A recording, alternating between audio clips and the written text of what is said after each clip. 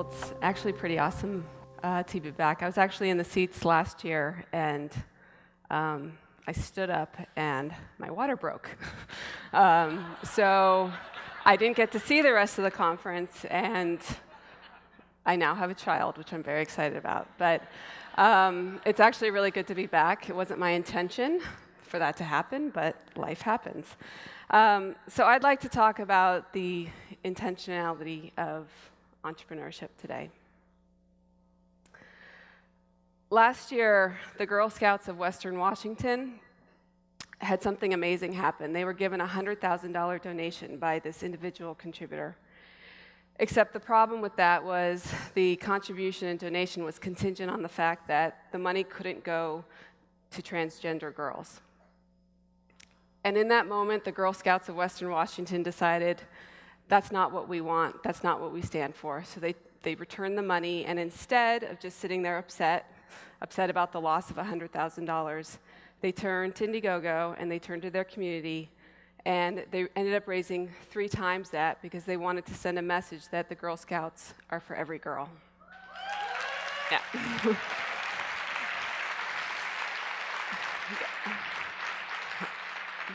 And then you have people like Annie and Margot, who, when they discovered that feminine product companies are not required by law to disclose the ingredients in them, they decided that something needed to change. And so they created a company called Conscious Period, where all the feminine products are natural, sustainable, and safe. And in the process of this journey, they actually also discovered that one of the biggest challenges for homeless women out in the world is access to safe feminine products. And so rather than be upset about the fact that the laws were not protecting women every day, they decided to do something about it, and they launched Conscious Period. Same thing for Crystal. We all know the image that went around the world and affected all of us of the young boy who was fleeing Syria and ended up washed up ashore on the beaches of Greece with his face in the sand. This woman, Crystal, was a mom, and it touched her really, really strongly. And instead of just sitting there being sad and doing nothing about it, she decided to do something about it. And watching all the images of refugees walking hundreds of miles carrying their babies, she saw her opportunity. Why not send a bunch of baby carriers over to Greece and actually help these people walk safely to freedom? After a couple weeks, her intention was to raise $2,500 and send about 100 carriers, but $159,000 later, they were sending thousands of carriers to families walking to safety. And then you have Scott and Julie, who just a couple years ago were passionate about climate change, and rather than just sit and be pissed off that the world was not going in the right direction, they decided to do something about it, and they invented solar roadways, which are solar-paneled roads that hopefully will eventually cover all of our roads across the world and reduce carbon emissions by 80%. So what do all these people have in common?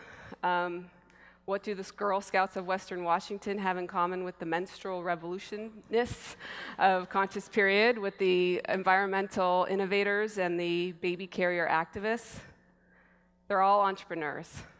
And I believe entrepreneurship simply is the act of bringing an idea to life.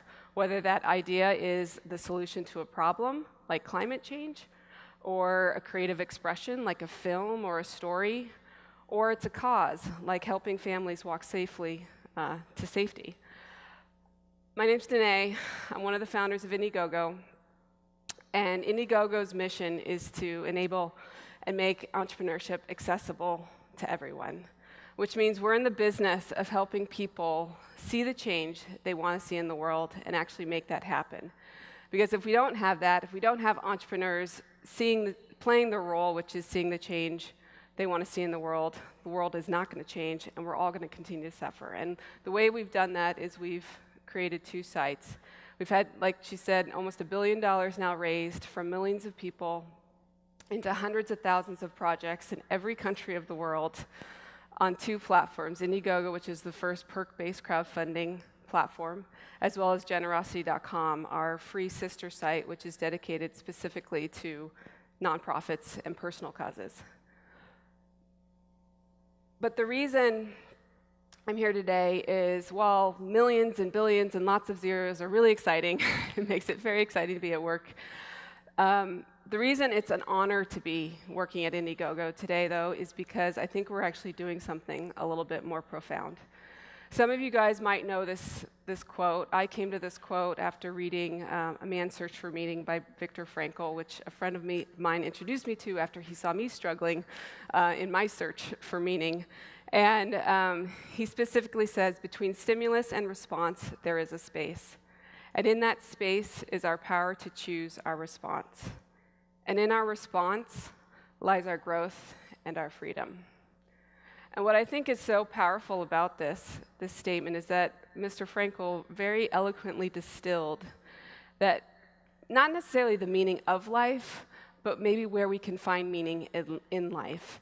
And as human beings, we have the choice. We have the choice to choose a life living in reaction, which I equate to, being controlled by our emotions, being asleep, not really knowing what we're trying to do. Or we can choose a life where we're aware of our emotions coming at us. My father used to say, life can be like a pool table. We're all billiard balls just being bumped around by the pool sticks of life. But if we can at least wake up to that and see that maybe we are just billiard balls, or maybe we're more than that, we can actually see the pool sticks of life coming at us. We can see the emotions that are triggered, and we actually can respond in a much more intentional way. And that's what I think entrepreneurship is. Entrepreneurship is the ultimate intentional response. When something has got you down or your emotion is completely triggered, rather than just live in reaction and wallow in that, do what the 4 people I talked about at the beginning of this talk did. They did something about it. And so the reason it's an honor to work at Indiegogo is because we're in this business of trying to help people see the change that needs to happen and create that change and make it happen. What we're actually also doing is we're helping people find meaning, because it's in living more intentionally that we actually can find meaning. And one example of that is Indiegogo itself. I did not wake up 10 years ago saying, I'm going to go make entrepreneurship accessible to everybody. That's my idea today. It wasn't that way at all. I was a child of 2 small business owners. I'd watched them struggle for 30 years trying to grow their business. Struggled because not once could they ever get a loan from a bank. And so they were locked out of capital. And so that sent me to Wall Street, where I started to learn about money. And I experienced this event called Where Hollywood Meets Wall Street, where the whole point of the night, I thought, was to see Hollywood producers talking to Wall Street bankers, and the exact opposite happened. It wasn't that at all. It was basically a sea of emerging artists all hoping to meet their next angel, and I was the one person from a bank who happened to be there, and clearly everybody wanted to talk to me, which was exactly not what I expected. But it was 2 days later when it all kind of came together for me, when one of the elderly filmmakers I had met that night basically FedExed me his script. And I received it in the mail, and it had a note that said, thank you, great to meet you, Danae. I look forward to you financing my next film.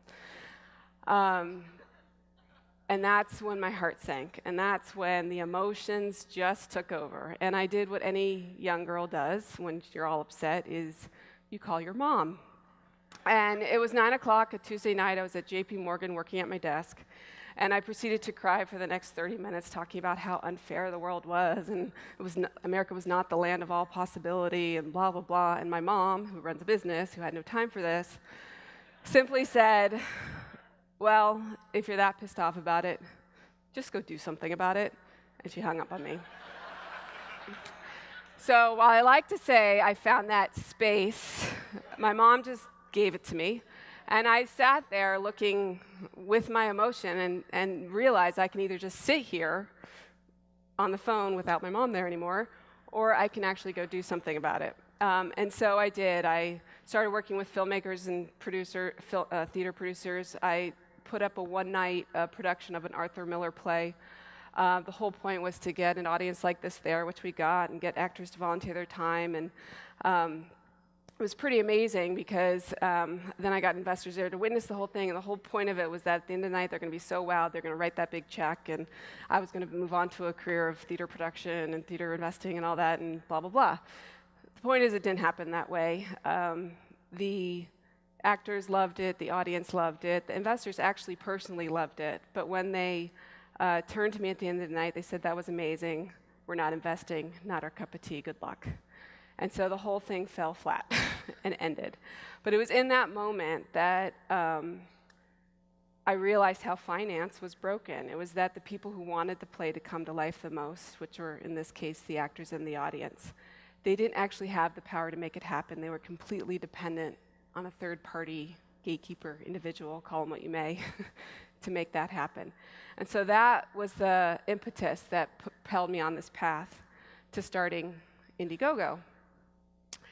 And we met resistance early on. I met my co-founders at business school. I went there to start the business, and I actually had this offline idea, and it was in meeting my co-founders that they convinced me that we should use the internet as a way to help people raise money. They said, if you really want to democratize access to capital and access to entrepreneurship, you have to use the most democratic tool out there, which is the internet. And I said, well, you can't because there's this thing called the SEC laws. But that didn't stop us. We said, look, that we're onto something here, and if we can just prove that the internet is a tremendous mechanism, maybe we can revisit that later. And so we got started, and we did meet a lot of resistance. Everyone kept saying, there's no way this is going to work. If you can't get profit back or profit participation of any kind, it's just going to fall flat on its face. But we kind of kept going, and we came up with this concept of the perk, and then it started to really roll, and all of a sudden we got one campaign, and a second campaign, and a third campaign. A couple years go by. It was a little harder than that, but essentially we got it going. We're like, wow, this is really working. We just invented perk-based crowdfunding. Well, then the word crowdfunding came along. We didn't have that when we started. And everything was looking good until suddenly this campaign happened, which was a really pivotal campaign for our company many years ago, back in 2010. And this is when a woman, I don't know if you all remember, a woman by the name of Karen Klein had gotten bullied on a bus. And it happened to be caught on video. And the video then got put up to YouTube and went viral. And some stranger, a guy named Max in Canada, she was in the US, was so disturbed by this video that he decided to do something about it. And he went on Indiegogo and he said, look, this woman, if anything, deserves a vacation. She's just gone through hell. So I'm going to raise $5,000 and I'm going to give her a vacation. And a few weeks later, over $700,000 had been raised from 160 countries. Clearly, people were passionate about this. But what was interesting for us is there was not one single perk in this campaign. And we're like, huh? Like, we just were proved that perk-based funding is the wave of the future. So it made us ask, what is going on here? And we actually started to really unpack the motivations. And what we actually found is that there are far more motivations than just perk, which is almost equivalent to a profit, because in the profit world, people are expecting if the only way you fund something is if you get something in return, which in our world, that was what the perk was. But we actually unlocked 3 totally new forms of motivation that we had really no idea that was sitting right before our eyes. And that was that people funded people. People were funding things on Indiegogo because they wanted to support the person or the team behind it. And then people were funding for passion. They were funding because that idea or that project or that cause was just really freaking cool. And regardless of whether they got anything for it, they just wanted it to happen. And then the third reason people were funding is they wanted to participate in that change. They wanted to have an impact, and maybe they couldn't quit their day job and fly to Greece and deliver baby carriers, but they can certainly fund a bunch of women who did. And so that was the power of what we unlocked, is that we actually went from this world of when people were resisting us and saying, it'll never work, why would anybody want to fund anything if they didn't get anything in return? We actually proved the world wrong. That there's a whole sort of motivations that we've unlocked that existed, and maybe we're sitting there latent, never being tapped until Indiegogo came along. And what we found is actually some of the best examples are the campaigns that actually unlock and or tap into all 4 of those motivations. Campaigns like Miss Possible. This is one of my favorite campaigns of all time. 2 young entrepreneur girls out of University of Illinois wanted to inspire more girls to go into STEM. So they just came up with the idea, why don't we make dolls that look like famous female scientists? Pretty simple. So they did that, and they're on their way, and their first doll was Marie Curie. And then there was Kite Patch, which was, some innovators. They're like, there's got to be a better way to protect people from mosquito-borne illnesses. The nets are great, but they're really expensive and hard to deliver. Why don't we create a patch, put it on your arm, emits this odor that makes you invisible to mosquitoes? They did it, and in order for them to actually launch, they used Indiegogo to get out there, but what was happening is people were funding it, not just for the perk, not because they just wanted that patch themselves, but because they loved the team, they wanted to be part of the solution. They wanted to participate in helping mosquito-borne illnesses stop being spread, and they were just really passionate about the project. Same thing for the Flow Hive. I don't know if you saw this, but this was crazy. Two guys out of a father-son combo out of Australia wanted to democratize access to beekeeping. Why does it have to be such a thing specific to people with all that stuff that they have to wear? Why can't we all be part of bringing more bees, which we know is very important for the environment purposes, out into the world? And so they went on Indiegogo, and it went nuts. They've raised over $12 million, but what that's saying is it's people who, yes, they want that beehive, but they also want to change the world. They also want to actually save our environment. And so while the intention here is that, our goal in the change that we wanted to see is we wanted to enable more access to entrepreneurship. We saw ideas going unborn every day, not for lack of heart and hustle, but simply because they didn't know the right people. And once we could help that, then more ideas could be born. But in the process of doing this, our growth and our learning, which Viktor Frankl talked about, was that we learned that purpose is just as important, if not more important, than profit, and actually in deciding which ideas should happen and which ideas shouldn't happen. And that's a huge insight, and that's why I think on Indiegogo, for example, one of the hottest, best performing, whatever you want to call it, ideas that really gain traction are ideas from social innovators, people who are trying to create something real, create a real product or a business that you can get something in return, but the point of that business existing is to solve a bigger problem. So I'm going to stop there. I actually had a few more thoughts about the lessons learned in this process for making entrepreneurship more intentional, but I don't think entrepreneurship is intentional on its own. I think you need to bring that kind of mindset, but I think what's amazing about this audience here today and the fact that we're all sitting here because we're interested in where wisdom and technology meet is that entrepreneurship can be the ultimate way to live more intentionally. It's not just, we all are working on a day-to-day basis, when you're in your car and somebody cuts you off and you want to just react back and you're trying to see yourself do that reaction and, maybe you're upset because of some conversation that's happened 5 minutes before and that's lingering and blah, blah, blah.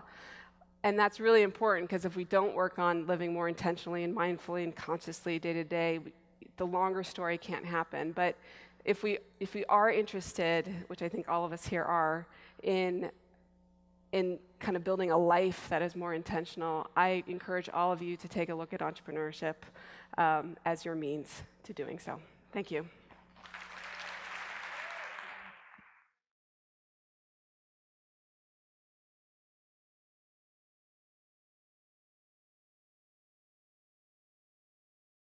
Was fleeing Syria and ended up washed up ashore on the beaches of Greece with his face in the sand. This woman, Crystal, was a mom, and it touched her really, really strongly. And instead of just sitting there being sad and doing nothing about it, she decided to do something about it. And watching all the images of refugees walking hundreds of miles carrying their babies, she saw her opportunity. Why not send a bunch of baby carriers over to Greece and actually help these people walk safely to freedom? After a couple weeks, her intention was to raise $20 million. And so they created a company called Conscious Period, where all the feminine products are natural, sustainable, and safe. And in the process of this journey, they actually also discovered that one of the biggest challenges for homeless women out in the world is access to safe feminine products. And so rather than be upset about the fact that the laws were not protecting women every day, they decided to do something about it, and they launched Conscious Period. Same thing for Crystal. We all know the image that went around the world and affected all of us of the young boy who upset about the loss of $100,000. They turned to Indiegogo and they turned to their community, and they ended up raising 3 times that because they wanted to send a message that the Girl Scouts are for every girl. Yeah.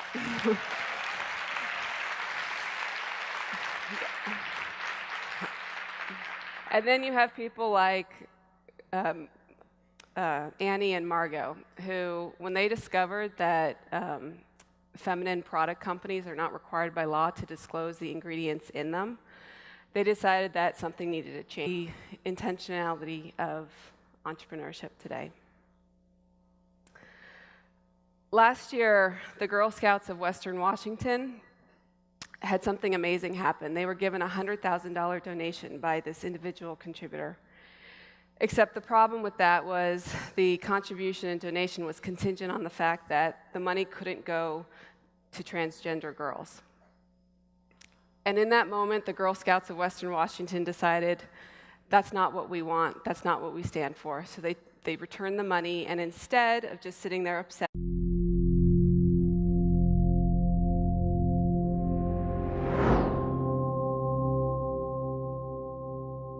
well, it's actually pretty awesome to be back. I was actually in the seats last year, and I stood up, and my water broke.